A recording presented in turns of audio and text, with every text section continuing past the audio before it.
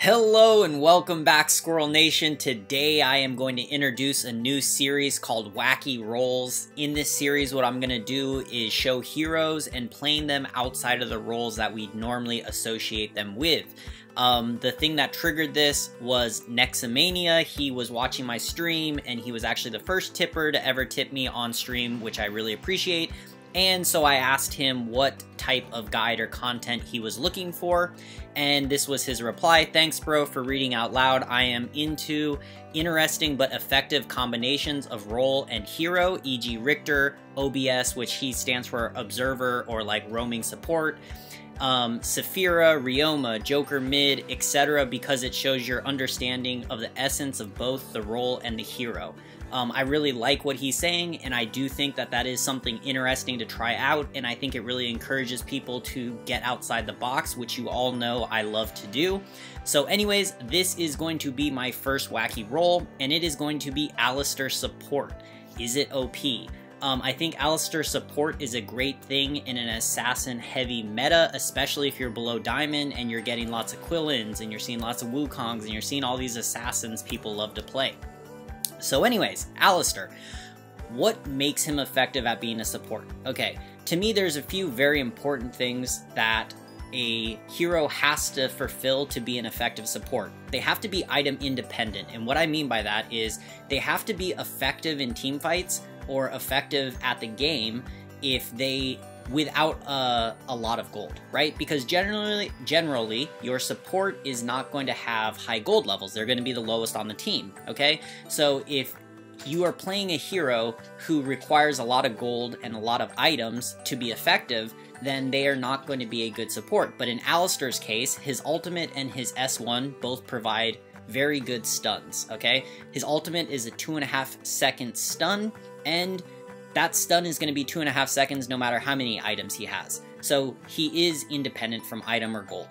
CC, another thing of a support's main role is to peel for their carries or to set up kills, right? So CC does both. You can peel for your marksman, or at the same time you could even initiate and grab an enemy carry that is out of position. So Alistar also provides that. Obviously, he is a very strong invader. If you notice in the notes, Alistar's S2 at level 1 does 1000 damage if the enemy hero or monster stays in the AoE range, and then also it would trigger his passive twice, adding another 126 passive true damage.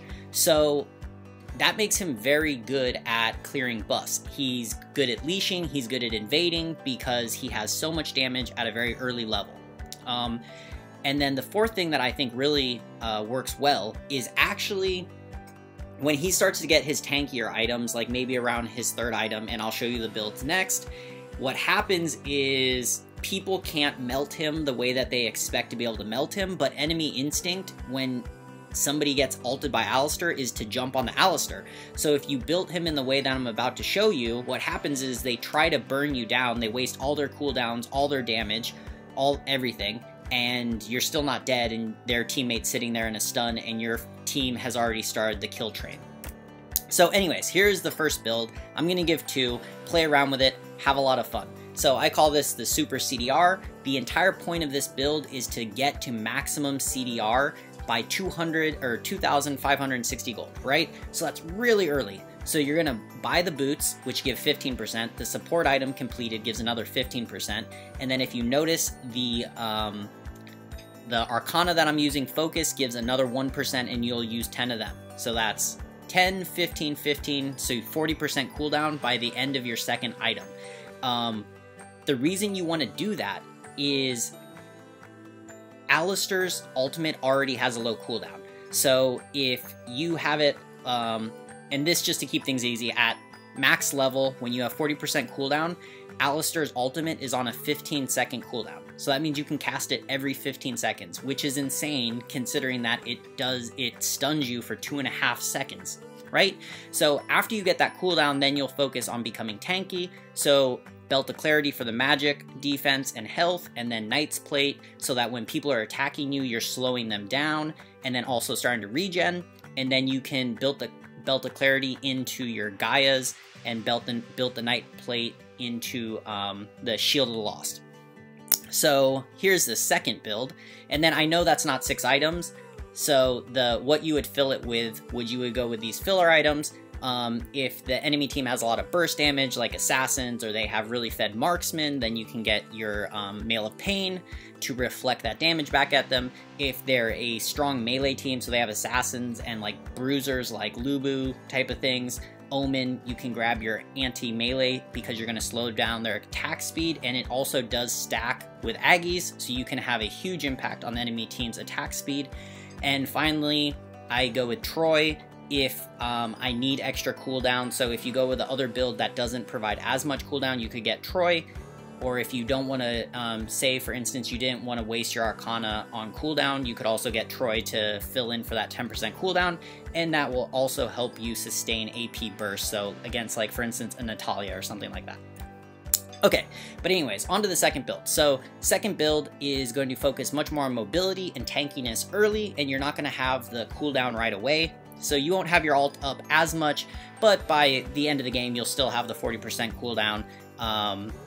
You just won't have it as early. So anyways, and the trade-off is you have that mobility, so you're going to go for mobility boots straight into your support item, and then you're actually going to go the gauntlets because they give cooldown, then the belt of clarity. So once you get the belt of clarity, now you have armor, magic resistance, you're starting to have that nice tankiness, and then you are going to upgrade the gauntlets into your Aggies, and that I really like Aggies on Alistar support because if you don't know how it works, anybody who attacks Alistar actually has their attack speed slowed down and their movement speed slowed down. So when basically I hop on a carry, the enemy carry, like for instance a Violet or something like that, and I ult them, right? Then the enemy's instant reaction is, okay, we need to melt this Alistar, and they start attacking me.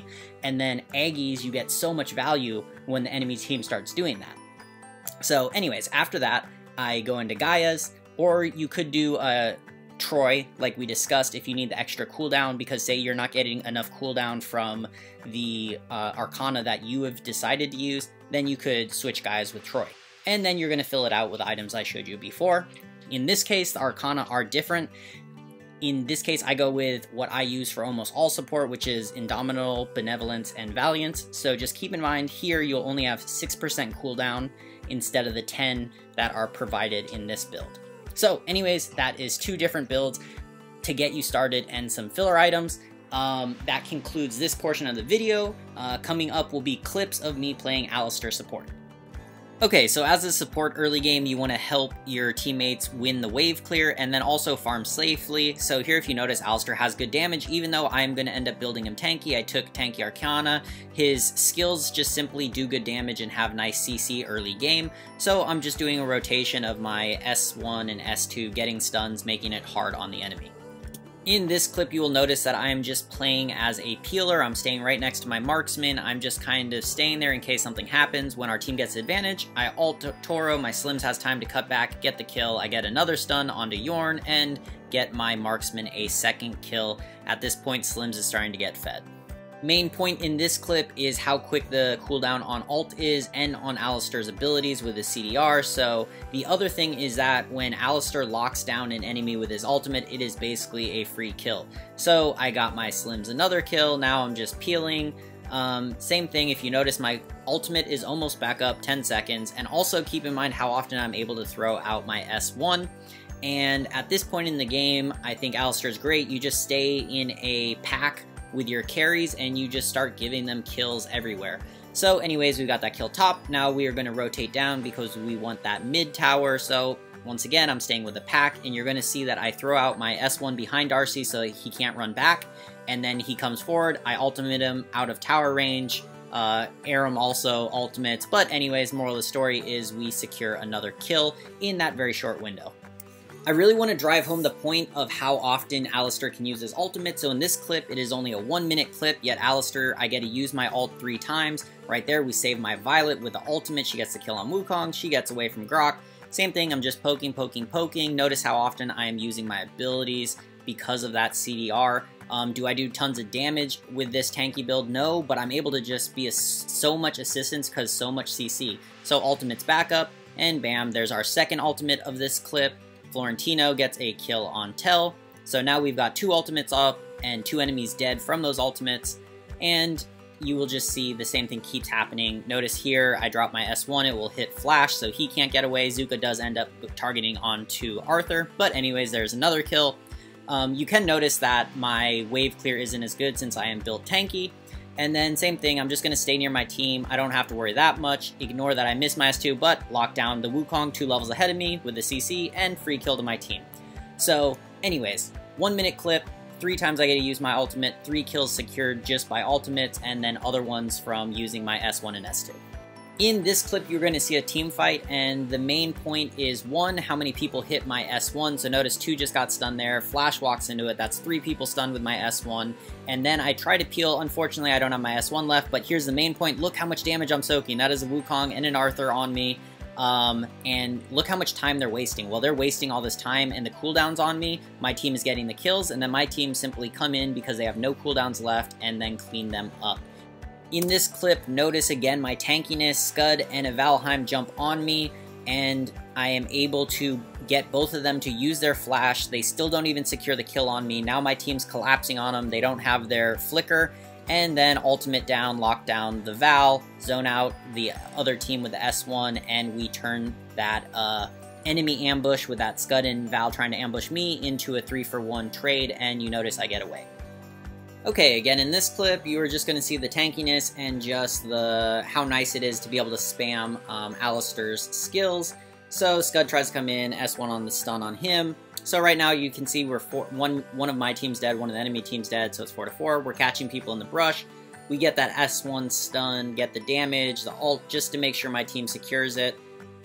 And it's going to keep going. Xanis is coming in, so he burns his flicker there. And you can see I can zone them back to let my team do damage. Unfortunately, the enemy is kind of poking from the left side, so my team goes to address that. And then here's that tankiness again. Xanis hops on me again. The Quillen even tries to dive into the party, and they just can't burn me down because I have been building tanky this whole game, and we secure 2 more kills. So anyways, we turn that into a very favorable trade for our team.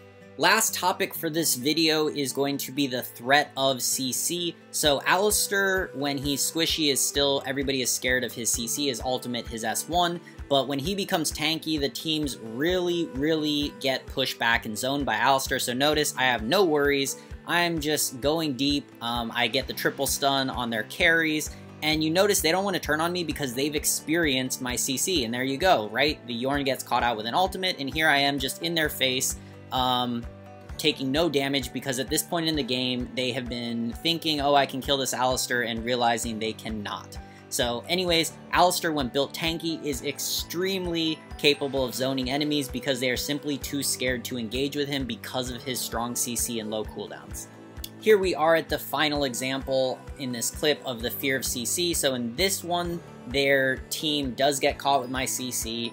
We are getting the advantage slowly over time here. We hit multiple people with our stun and the AoE. My team cleans up. And then notice the enemy Quillen is left, but he simply can't do anything to contest because he knows if he gets even close to me, I am going to lock him down with my ultimate, with my S1, everything. So you notice him, the dance begins. You can see why he's so scared, because if I ult him, he is done, right? So once again, this is just the threat of an Aleister with his CC and his tankiness. Okay, that does it for today's video. I hope you all enjoyed.